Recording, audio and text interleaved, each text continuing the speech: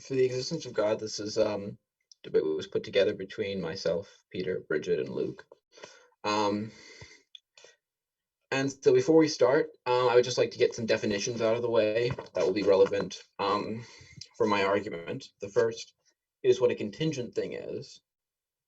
And a contingent thing is something that could be absent from existence. In other words, it doesn't have to exist. And a necessary thing is something that is impossible not to exist. It has to exist, and it is not dependent upon anything else. So why is there something rather than nothing? All right, so this is sort of a main question that has been asked in philosophy for a long time, and I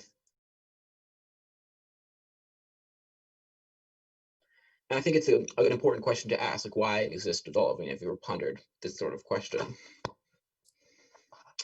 Well, why even ask this question at all? Well, there's the principle of sufficient reason is a principle in philosophy that's defined by Baruch Spinoza as nothing which exists. It cannot be asked, what is the cause or reason why it exists? Gottfried Leibniz demonstrates how fundamental this belief is when he says that Archimedes, for example, takes it for granted that if there's a balance in which everything is alike on both sides, and if equal weights are hung on two ends of the balance, the whole will be at rest. That is because no reason can be given as to why one side should weigh down rather than the other. So things like the scientific method, the rules of logic, mathematics, all assume the principle of sufficient reason in order to function. We assume that if there is no reason for something to have happened, then it didn't happen. We, in fact, take the word like nothing did something as it didn't happen.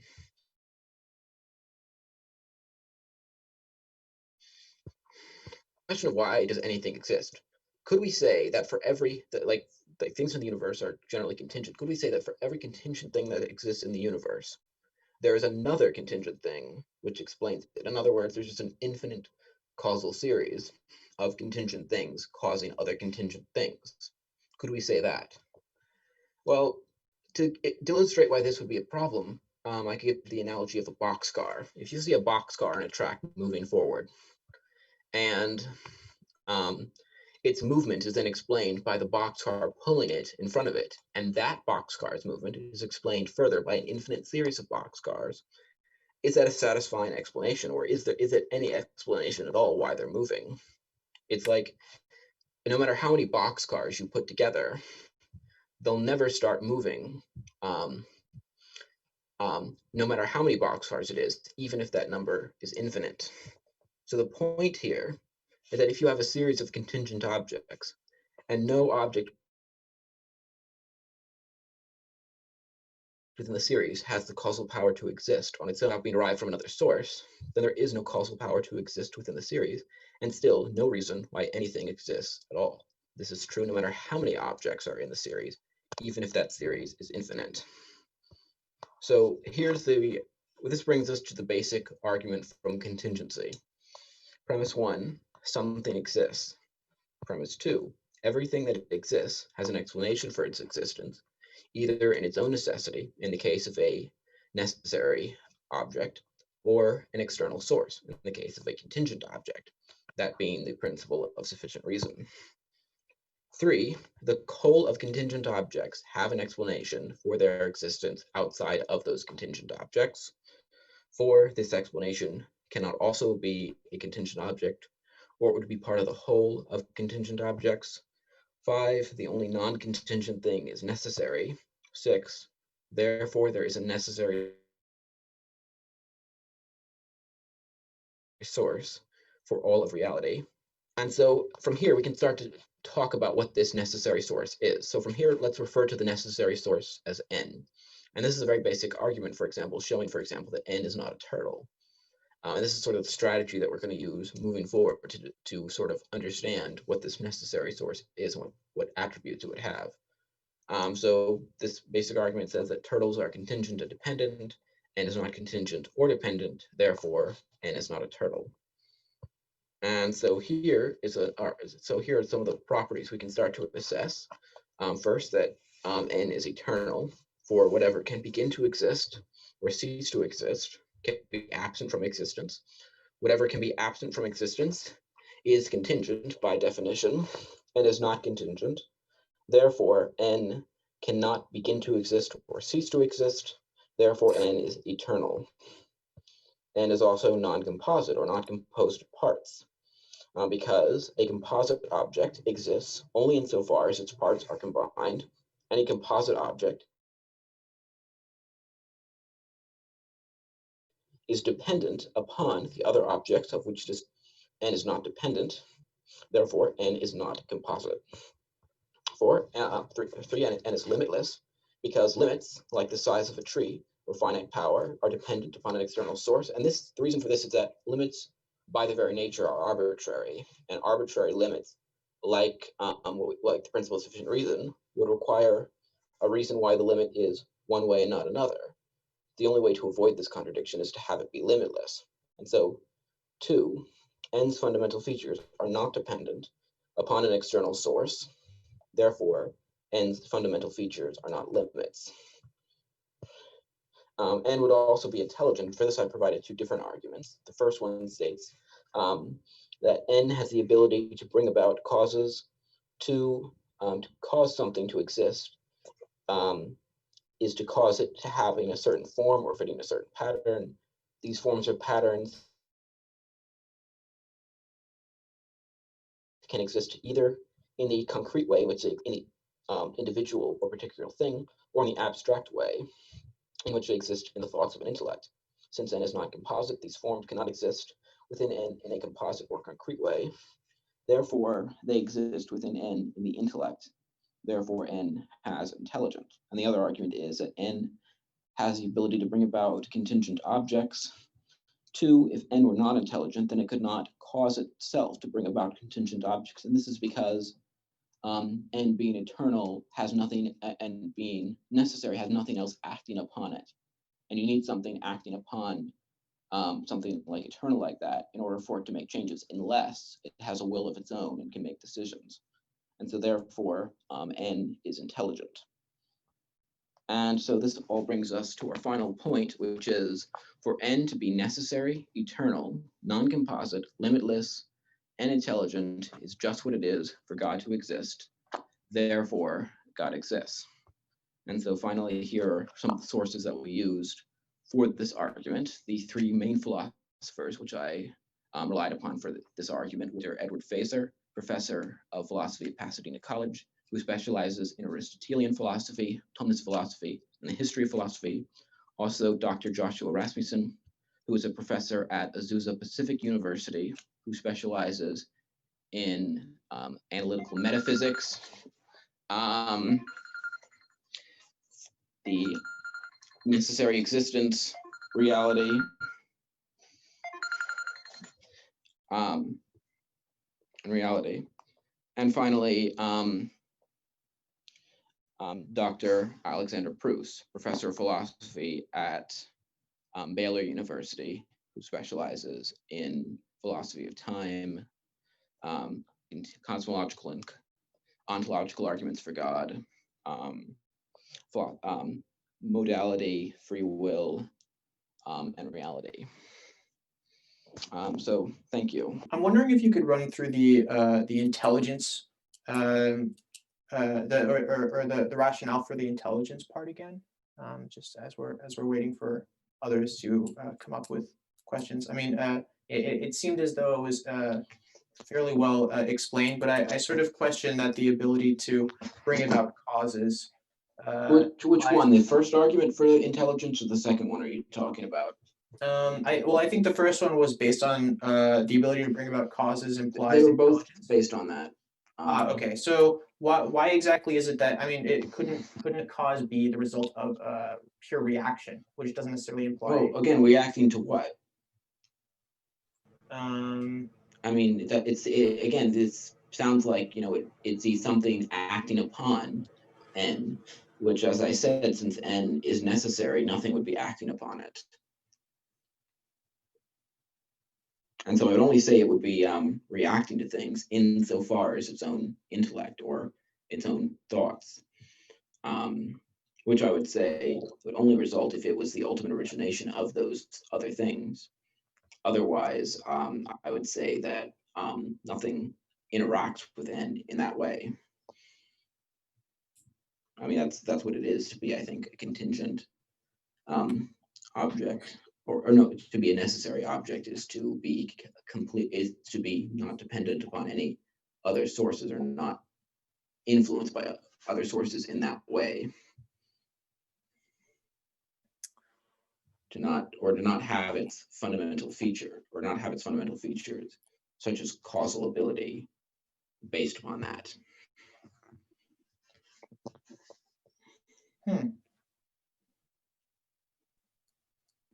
Any other members from the team would like to ask any questions? I have a question. Doesn't the fact that it's intelligent contradict that it's not composite? Because isn't intelligence something that's composed of parts inherently? When I say not composite, I mean not composed of physical parts. And I generally speaking would say that the attributes of n would essentially derive from one fundamental feature of n. This is, for example, what Aquinas argues, that every property of God stems from just the one property of God, which is God's existence, or the essence of God. Or n. It's sort of like everything that can't be accounted for with It's like everything else is you can usurped. think of it, for example, like omnipotence and omniscience. Omniscience arguably is a derivative of omnipotence, because if you have the power to do all things, then you have the power to know everything, but they're still defined as two different properties. And I think it's the same thing with n. The different properties all stem from the fact that n, the causal source of reality, they all derive from n's existence. So arguably they come from one fundamental property. But again, I don't think that having a multitude of attributes to constitute a multitude of parts. Some philosophers think that, but I don't particularly agree with that necessarily. But even if that were the case, I still think my argument would stand. So I have one other what if, say, n were to come into existence, right? And then everything else comes into existence as the result of a reaction to n, but not of its design, right? Just Like, by nature of the fact that What do you mean? by nature of the fact that this thing comes into existence where there is nothing, other things are created to My view is that n does not come into existence. That's the very point of it being n. Like that's what it is to be necessary being, to not come into existence. so it has always existed. eternally. Yeah, that's eternal. Okay. Okay, so basically the first objection we have is a claim that there must have been something that caused the universe. Like, why couldn't the universe be the necessary existence? Well, are you asking me that to respond, or do you want to finish your statement, or? Well, I Go think. ahead, Gabriel. Oh, I'm sorry. Yeah, I mean, I think we feel that a lot of the arguments that you make are generally valid, but the issue that I have is actually a linguistic distinction that you made, which was in the PowerPoint. You said that the turtles all the way down argument, if you will, is fundamentally unsatisfying, which may be true, but doesn't make it invalid. Well, no, my argument. I think he wasn't arguing that. That it's just unsatisfying. I was arguing that it doesn't explain anything. It doesn't explain where, like, if you say that, if you just say that, where if you try to explain something's origin by explaining it through an infinite series, Right. then there's still no explanation for the origin. I'm not saying that. Right. But if something exists I'm not in saying an that there infinite couldn't series, still. then it can't have an origin point. Isn't that? No, So I'm not saying know that. what the origin I'm not is, saying that and if it's an infinite series, it can't have an origin point. I'm saying that an infinite series doesn't explain the origin point. I think that it could be, for example, if you're familiar with the distinction between a temporally ordered series Mhm. and a hierarchical ordered series, n could be the hierarchical head of everything, but there could still be a temporal infinitely ordered series. as in addition to that. So I think they're compatible.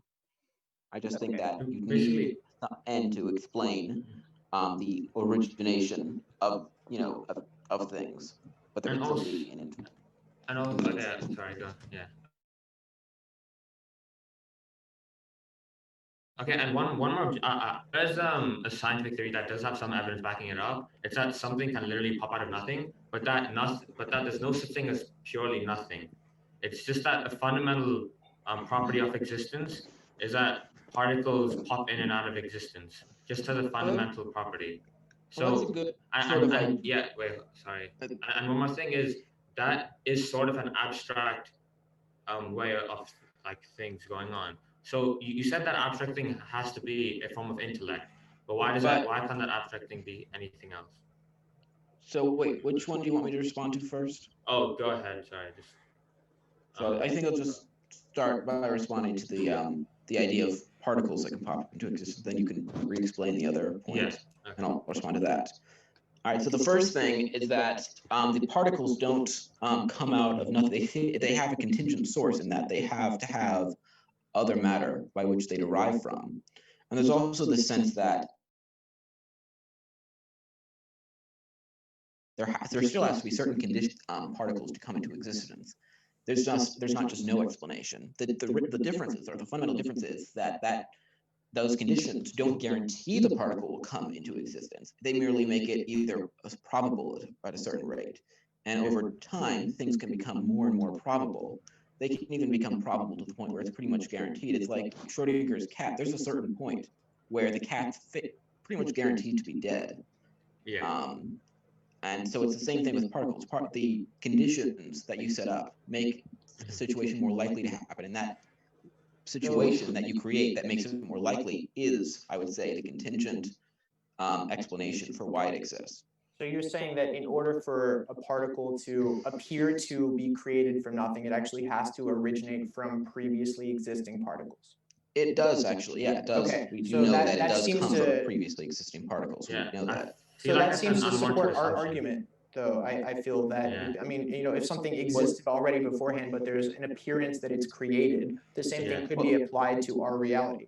Yeah. But my point is that the universe is still, or just everything, the contingent things in general, Mhm. would still need to have a reason for their existence, i.e. But how do you know that reason?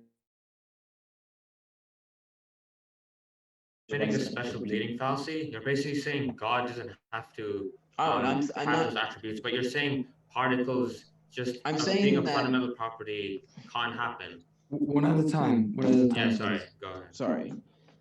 I'm saying that contingent things have to have an external source explanation, and I gave what distinguishes a contingent thing from a necessary thing. My point is that everything has to have an explanation, and those explanations can be different in different cases. A necessary thing's explanation is very different from a contingent thing's explanation, and I also gave the properties of what a contingent thing is, and material things, for example, are by their very nature contingent because they're dependent upon their parts, as I argued for.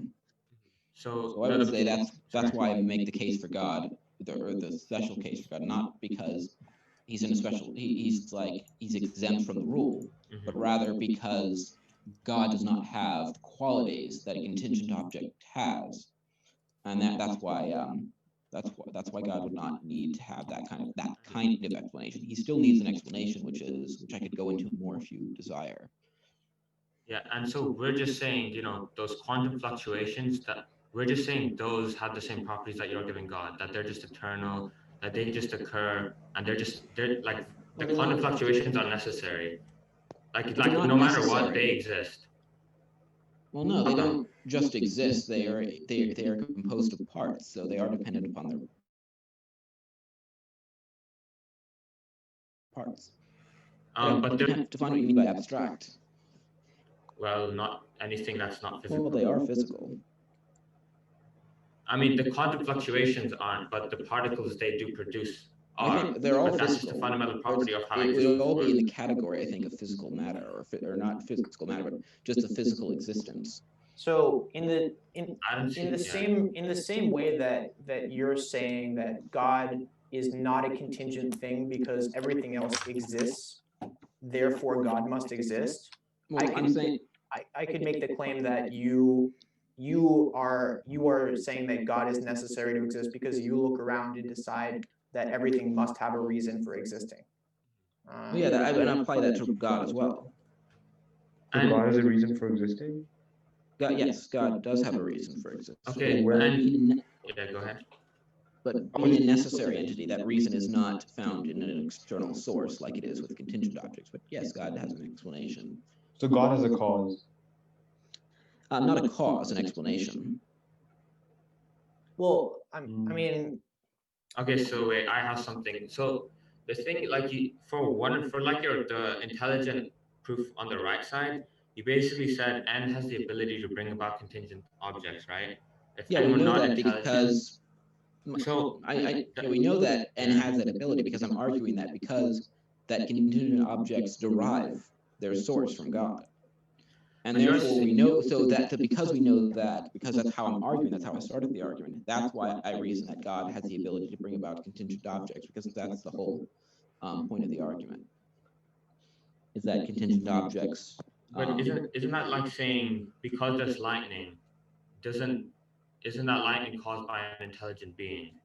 Well, no, because there could. I mean, I would say that ultimately, in the causal events, it ultimately goes back to God. But no, there are certain conditions that existed that I would, that exist to make lightning more likely, and those things come in and out of, they're based on the universe that we already have.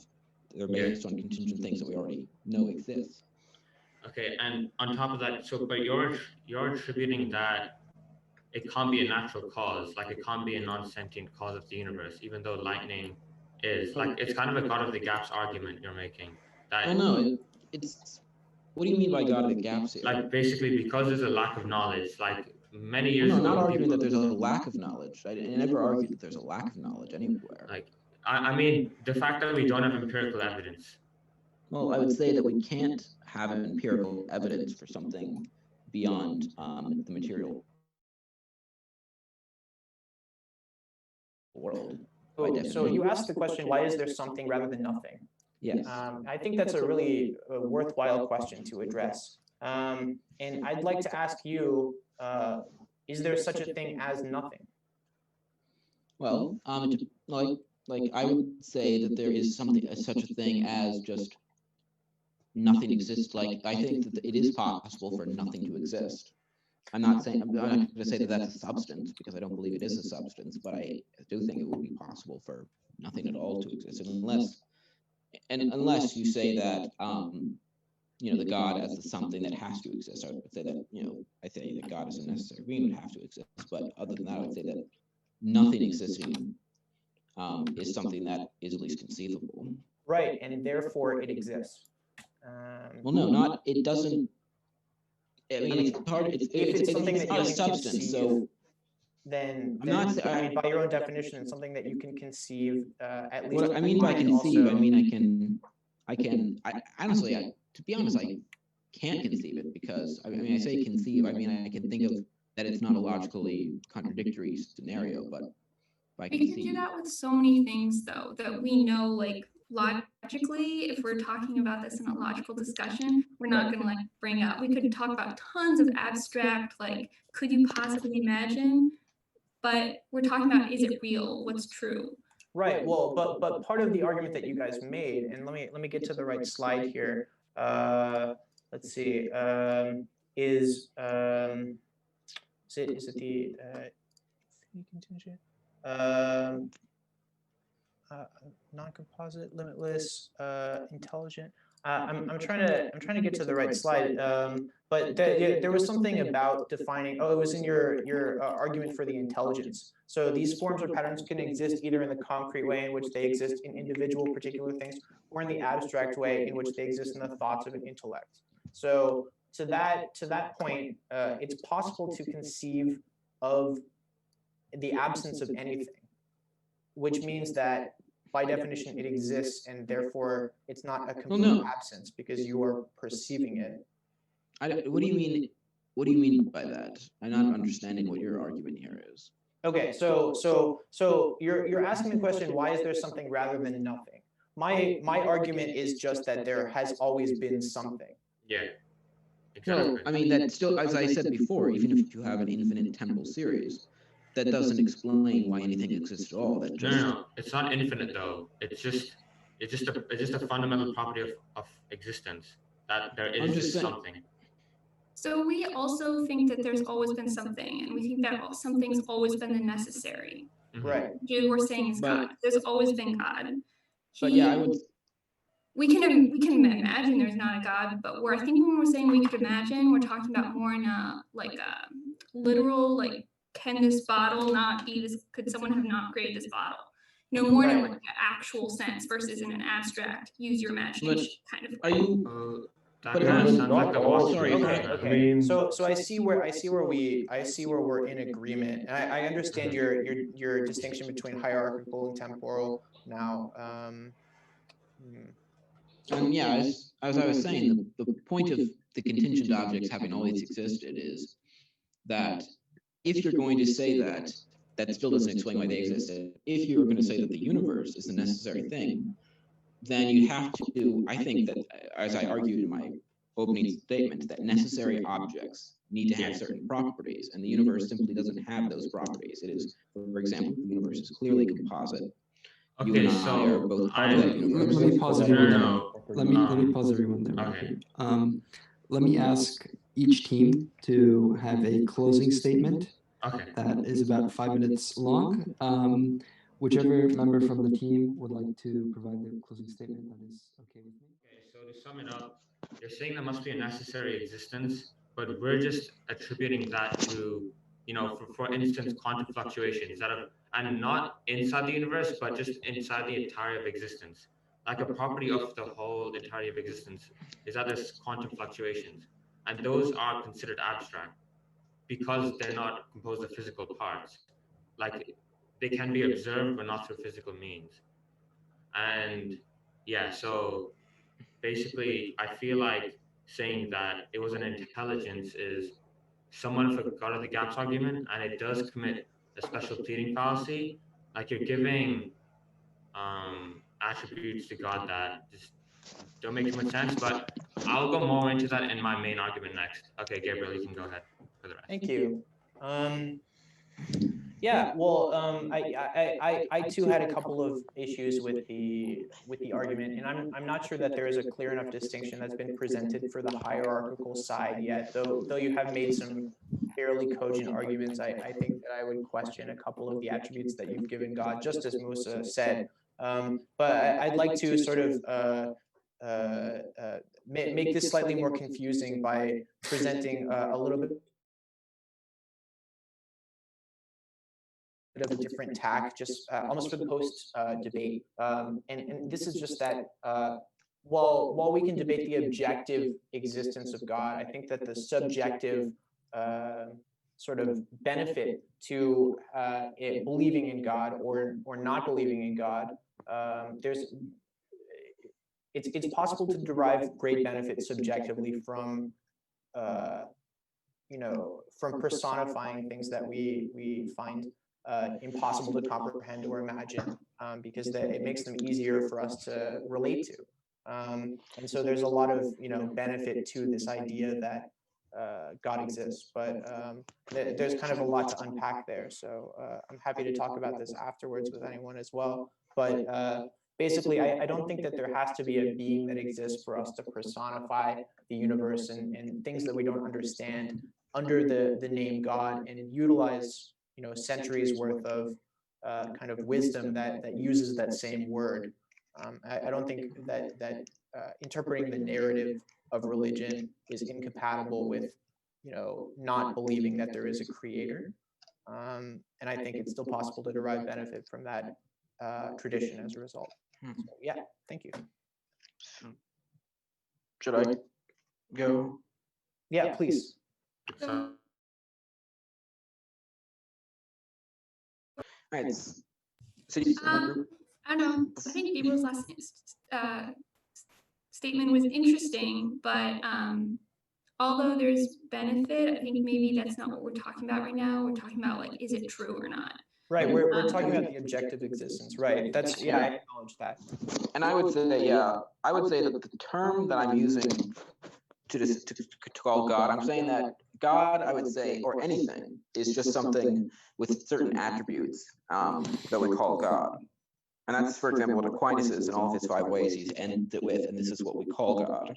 So regardless of what you believe the entity is, I'm arguing for an entity that exists with the properties such as I have described, and I think that those were well defended in the debate. And I think quantum fluctuations, from everything I know about physics or whatever, are, as I understand them, physical. They do require certain conditions to exist. So I would say, and they are composed of parts. So I would say that those are. And I would say that if there is, if there's a series of contingent objects that requires a necessary source, regardless of whether those contingent exist eternally or not. And I'd say that the universe is not that source, because the universe does not have the qualities that that source would have to have.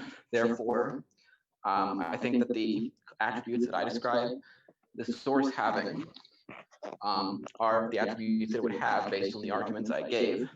And that's why I think that I'm well-founded in my belief that there is a necessary source, and that we can accurately call this necessary source God. Hey everyone, this is our argument against God.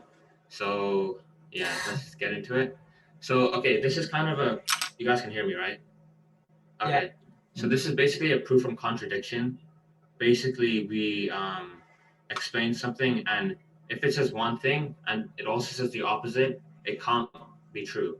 So here's how I'm going to explain it. So let's assume God exists for the sake of contradiction. So we know that God is sentient. Okay. And since God is the cause of all existence, that's the claim, he must be necessary and has complex thinking. So necessary beings are not contingent on anything, right? That's just the definition of necessary. However, sentience with complex thinking must have arose from evolution. Basically, I mean, the only sample set we have on sentience is that it arose from evolution, or it arose from some gradual process. Like the fact that God has some way of thinking, even like just some specific way of thinking, suggests that, it came from some form of evolution. So that means God is contingent on evolution.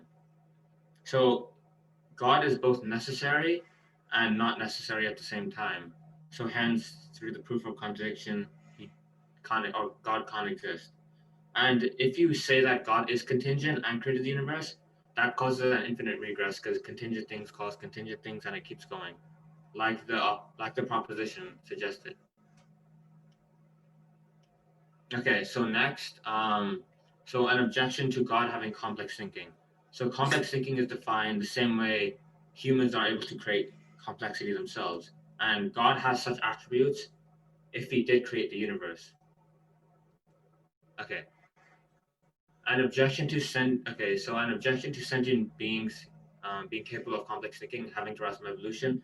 So to say that a sentient being capable of complex thinking hasn't gone through evolution, that commits a special pleading fallacy. I mentioned this earlier as well, because it violates a universal principle, which is evolution. There's no sample set that says sentience can just, exist eternally. Sentience has to have come from some gradual process if it has a way of thinking. That's just like, you can look at all the signs of life we have. You won't find a sign of life that has just thought the way it has on the get-go. And this kind of also counters the previous point they made in their main argument. And so it's kind of a God of the gaps argument, because the claim for God creating the universe equates to the time when people said that lightning was created by Thor. Just because we don't have empirical evidence right now, um, doesn't means that we can't really make a definitive claim that there was some sort of sentience outside the universe that caused it. So that's why I say it most likely had a natural cause because of that. And finally, this is kind of just for fun. you guys can read it. It's not really our argument, but there's an agnostic take on the argument, which basically says logic can't exist outside the universe. Because, say you take a bunch of small bricks together, like all together they form a large structure, which kind of proves that properties inside don't necessarily speak for the outside. So with that, logic just may not exist, and maybe an infinite regress is possible outside a universe. So yeah, I just wanted to add that for fun, and yeah, so we can get into the counter argument now. Could I ask some questions? Okay. Okay. So your argument about the Yeah. bricks, that seems like a logical argument, but you're using it Mhm. to try to disprove that logic exists. So, but if Yeah. logic doesn't have to exist, why would a logical argument? How could a logical argument be used to prove that? Yeah, so basically, the point of this is like we're using okay, so we can say that from inside a universe, logic does apply. So we're just saying, logic works inside a universe, but this logic shows that logic outside the universe won't work. But this argument applies to what logic would be outside the universe. So Mhm. how can you use logic to prove that? I mean, just it's the main. I mean, it's like the point is we're making that argument from the inside. Like we're just saying, But look, it logic just applies on the inside, right? I mean, because it just logic seems to only me though applies. that I mean, because God is basically something that exists outside the universe, and outside the universe Yeah. is. but the argument that we use was based upon God's But relationship still, to this. Mhm. I'm just sort of wondering though, but Yeah. I just want to ask though, just about this without Right. reference to my argument. I just want to ask, how can you use logic Well, to so- disprove so logic? this is I think why it's just a for fun argument, but I will attempt to Yeah, strike sure. at that and just say that while this this phrase could be proved logically within our universe, from outside the universe it's immaterial. So a bunch of small bricks will not form a larger structure outside the universe, and we can't logically prove that that isn't the case. But when you're outside the universe, there's no proof that it is the case logically. But could it Thing is, just we don't- both do be we the have any- case and not be the case at the same time if there's no logic? Yeah, the thing is, we don't have any Like, proof that there it's a- exists anything outside of outside of our universe and outside of Yeah, logic. and So literally Could we things can only both work within exist the outside of bounds the universe and not exist outside the universe? No, Based yeah, on because how we don't outside the know. universe there's no logic, right? Yeah, the point is, look, Yeah, the I mean, fact How that do we know there's that a there's such thing as contradiction. outside of our universe? That we don't know that there's such things outside of our universe. We only know- Exactly. I didn't say that. No, I'm just gonna jump in real quick. We're not So saying the argument. So are you using this argument to prove your point? Because you're saying it's just for fun. This was Because just you're for spending a fun, lot of so- time on it, but if you're saying it's just for fun, then Yeah, I think I think, it's yeah. better to just I throw agree. away We this should and move focus on. on All the right, next slide. let's go to the second Yeah, slide. we can Actually, discuss that last slide for fun later on. But yeah, go Alright, ahead. So quick question. Yeah. Musa, did your team ask all the questions that you wanted to ask? Are you done asking questions, or do you still have a couple? Because we should go into breakout rooms pretty soon. Oh yeah, do you guys have any Right. questions? I just wanted to one more clarification on the second slide, which is Yeah. you say that sentience can only arise from evolution. Mhm. Why do you believe this? What is your support for this premise? Because the only sample set of life we have has come from evolution, and the fact that God has a certain way of thinking suggests that He did. Yeah. But doesn't that merely suggest that that the premise is likely, not necessarily true? And if we have good reason to think, which I believe my argument demonstrated, that something exists outside the universe or something that did not arise from evolution, that can think, then that would provide a good counterproof to our basic observations. In other words, I'm saying that I believe that we should believe things that we observe within our universe unless we have a good sort of counterproof to that. But I believe that my argument does constitute a good counterproof to that. Okay, so we're just saying that intelligence is not we can't make the assumption that intelligence can exist a certain way because the only side. Yeah. Right. Well, I'm not making the assumption that it can exist. I'm just saying that we have good reason to think it does exist. But that's self-defeating. because intelligence, a property of intelligence actually is don't have that, any reason if you yeah. really think about it. exactly. Like, can you give a sign of life that just came on the get-go with a certain way of thinking? Yeah. Well, I can ask Okay. the question. This is not about a discussion. This is just Right. questions that anyone may have. Yeah, exactly. I think it's best we go to breakout. I have a Yeah, question. Okay, yeah. Can you Go really ahead. briefly describe complex thinking? Okay, so yeah, complex thinking basically, it's basically just the way of it's just basically intelligence, to the point where you're able to create stuff, And stuff like is create complex things. physical things. Like for example, a watch. You can say the universe, stuff like that. Yeah. Okay, thank you. They were able to point out negatives there, so they're really good at refuting. So, I give them a 5 out of 5 for that.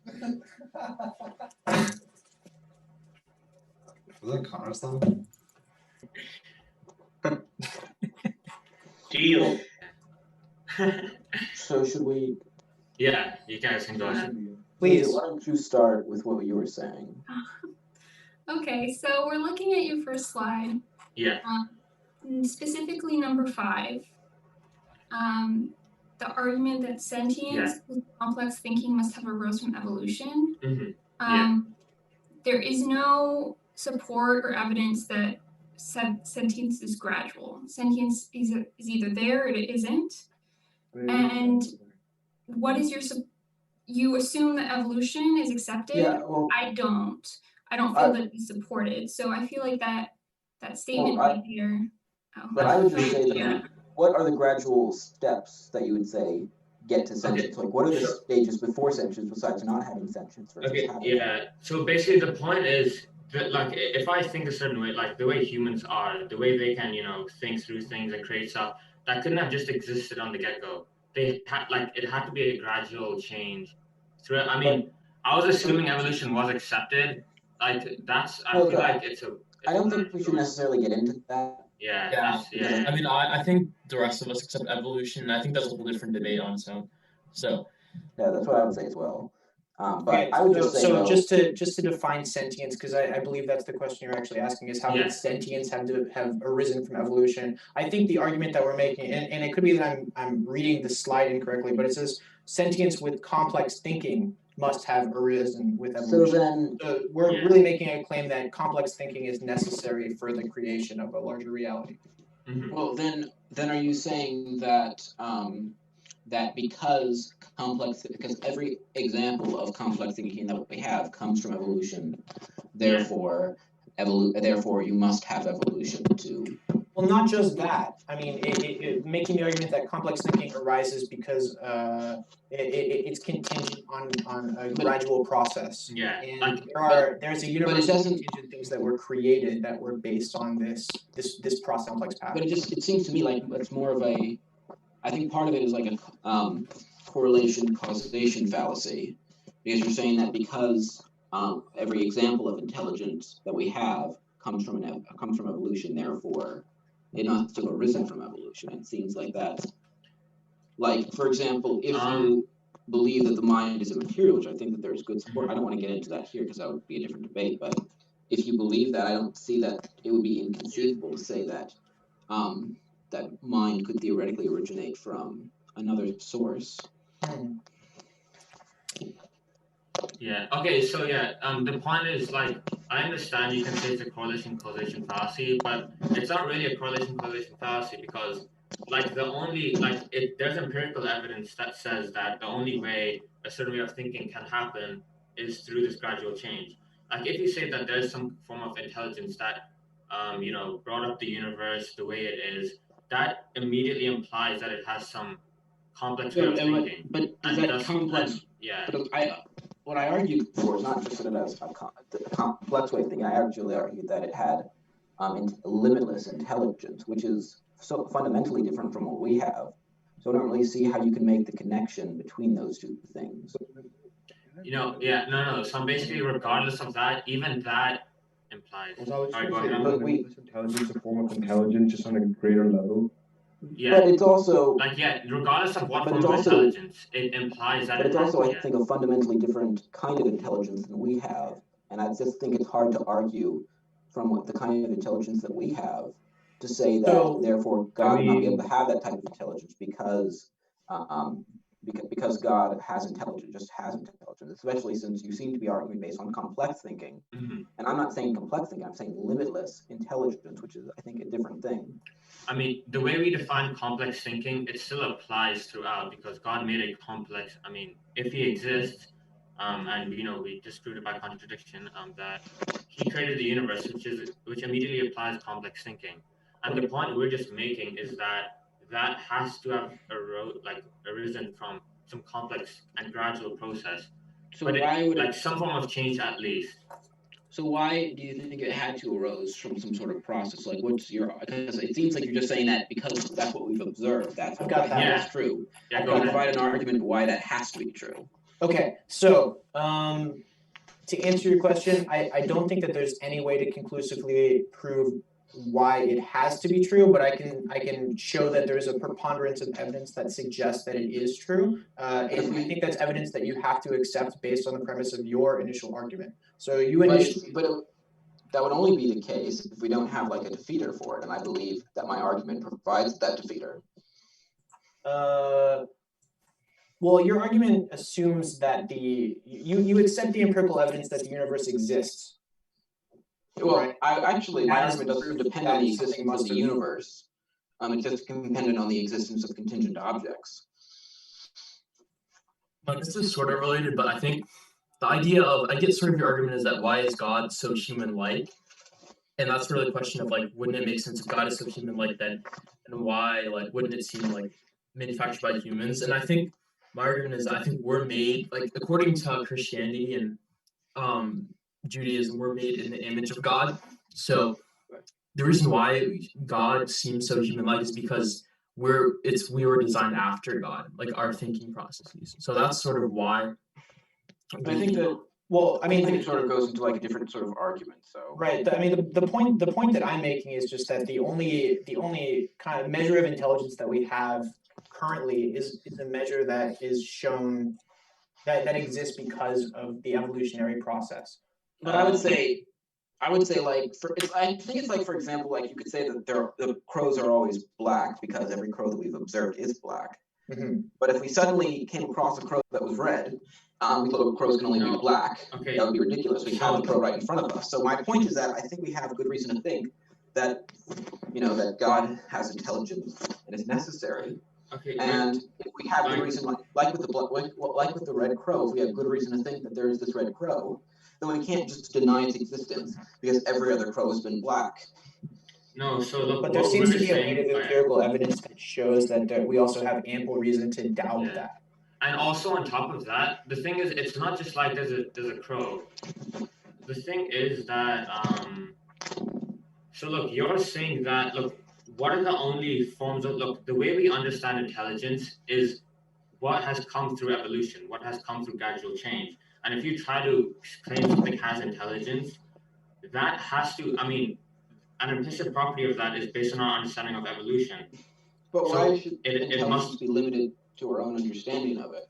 Because what I else mean, are you because that's what our sense of intelligence is. To say that it's anything else is we can't say it's it's like illogical, it's just out of our scope. So it's how out can of you our, say that? you can't like But we can still Yeah. say true things about things outside of our scope. Like But we I can can't. never comprehend how much a billion is, but I can still add together 1 billion plus another billion. Yeah. I know how to do that, even though I could not possibly comprehend what a billion actually is. And I think the same thing is true of like God. We conceptually can we say true can. things about God without comprehending those things. But I'm not sure that there's any way that we can prove that infinity actually exists. Yeah, but I mean, no one can I'm really not- count that high. And so if you're saying that God's intelligence is limitless by definition, you also have to define the universe as being limitless. And I don't think that we have No, any no. proof for that I either. don't know why I have to define that the universe is limitless. I mean, It could be, but I don't think it has to be. I think this is like a separate argument, but it also branches on to if God is something, if God's limitless, then isn't that infinite? And can't infinite not exist? Limitless. I think God is means outside of infinite. It means that anything that like God's intelligence is greater to the max, like doesn't have any limitation to it that would be derived from another source. That's why I argued, because again, as I said, n is not contingent. It's not derived from another source. Limits are derived from another source. So I'm saying without that limitation being placed on it, it would just have the limitless capacity. That doesn't necessarily mean infinite, just means maximum possible. Wait, there's no such thing as a limitation that's not derived from another source? Well, yeah, no, that limitations are arbitrary, and arbitrary limits need a reason, and that's derived from another source.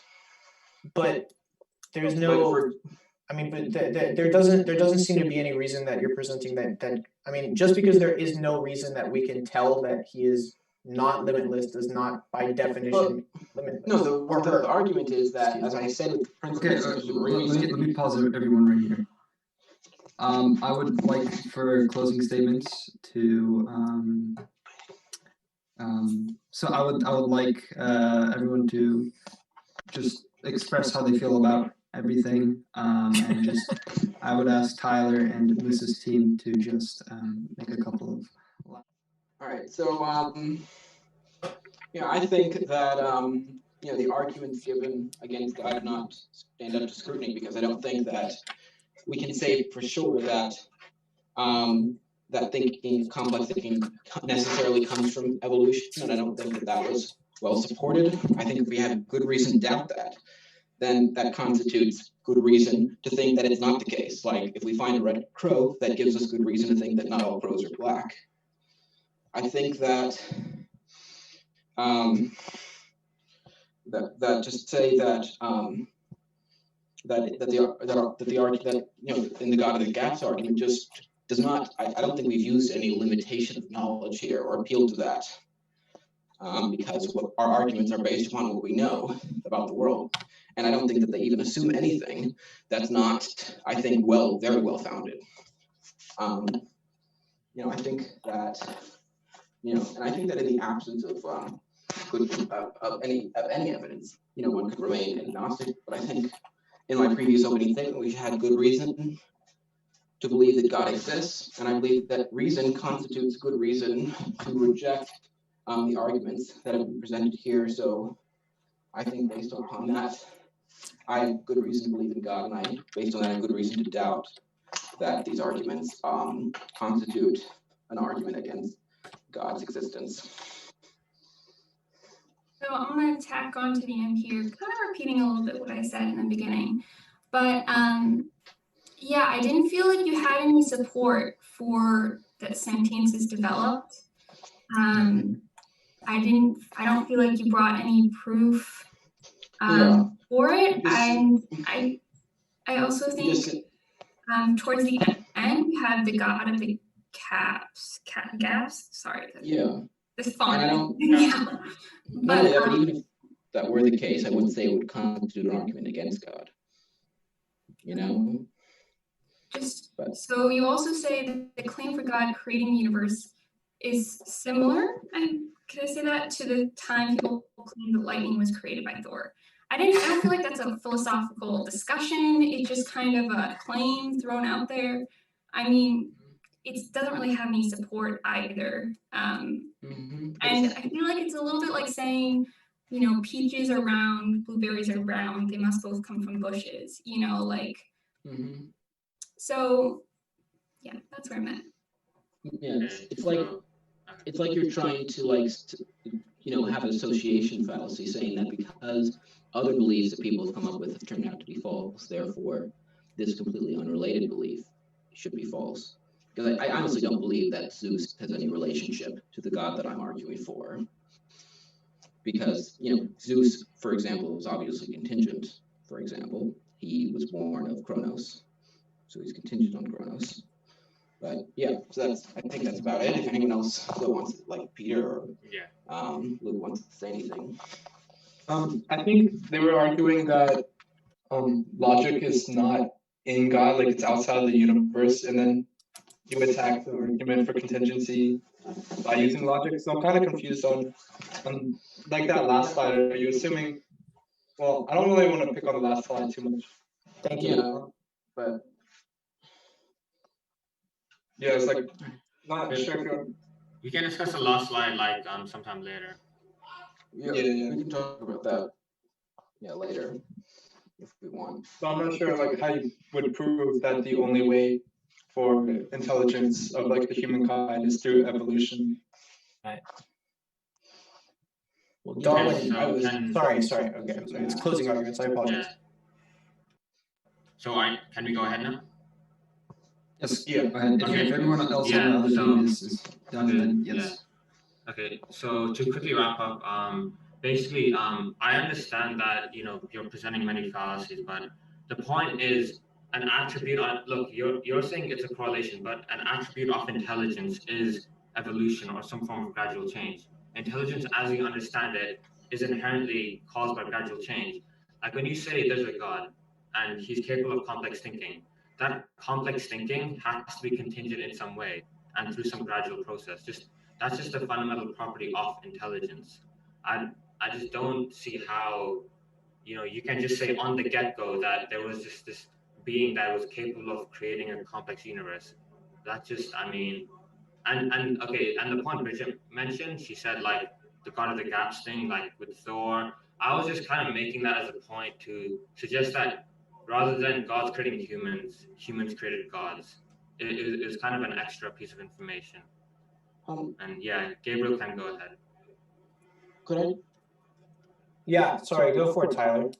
I just want to make a brief comment. I just forgot to say this in my concluding statement, but I don't really see how these, and you could explain this in your closing statement, but I don't really see how these like constitute arguments against God. So I was hoping you could maybe sort of explain what constitutes the argument against God. Okay. Yeah, sure. I'm happy to. First, I just wanted to say thank you to everyone who was in the debate. I have been really enjoying, thinking through some really complex stuff, and a lot of really cool things have been presented in general. So pretty awesome. Glad to be a part of this. Wish I would have known I was doing it yesterday. We're arguing that your definition for God includes a certain amount of intelligence, and we're questioning whether the conditions that allow for him to have intelligence are I don't know exactly the right way to frame it, but are well founded maybe is the right way of putting it. Sorry. You mean like are satisfied the conditions? Yeah, well, yeah. I mean, it seems like all right. So first of all, we can all agree that if we can prove that this being that you claim to exist doesn't have intelligence, then this being is not the being that would be responsible for the creation of everything. Well, but that would still leave open the explanation of what was the source. And I think well, like I said, I understand you're expecting a counter argument. So I guess I was more expecting sort of an argument against God, but I didn't. right.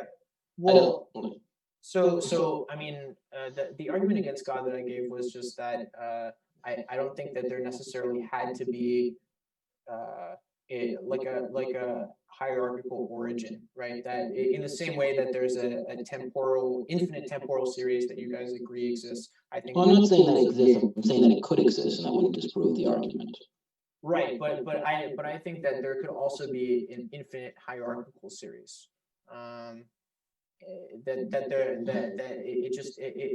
It's turtles. Again, that's like.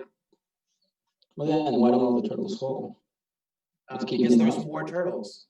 They're just. What's holding them up? More turtles. Doesn't seem like those turtles would stay up. Well, That's a whole other argument, though. I mean, if you want to make it hierarchical, then you could say that the turtles below are larger than the turtles above.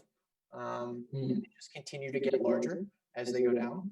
Well, they could be infinite in mass, and that still would be an infinite amount of space for them to occupy. Well, that's true. But it may or may not be infinite. We're unable to count that high. But as far as we can tell, as far as we've gone thus far, it seems to be, nothing more than a lot of turtles. So I would say that doesn't explain the system, but Well, that that's fair. I think you can make that claim. So yeah, awesome.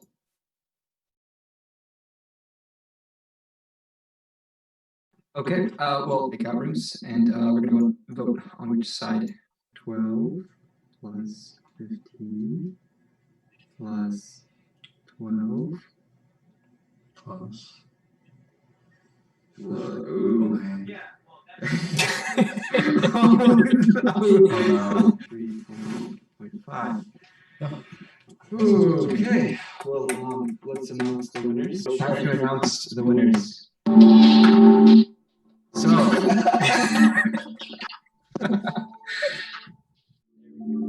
alright. So, for the team against, for organization and clarity, we gave you a 10 out of 15. For the use of argument, we gave you a 11 out of 15. The use of cross-examination and rebuttal, 9 out of 15. And finally, presentation style, 13.5 out of 15. Totaling in 43.5. Now, for the team for the existence of God, organization and clarity, 12 out of 15. Use of argument, 15 out of 15. Use of cross-examination and rebuttal, 12 out of 15. And finally, presentation style, 8 out of 15. Totaling in 47 out of 60. Congratulations, you have won the debate. Wow. You guys are really hard graders. You gave them a C,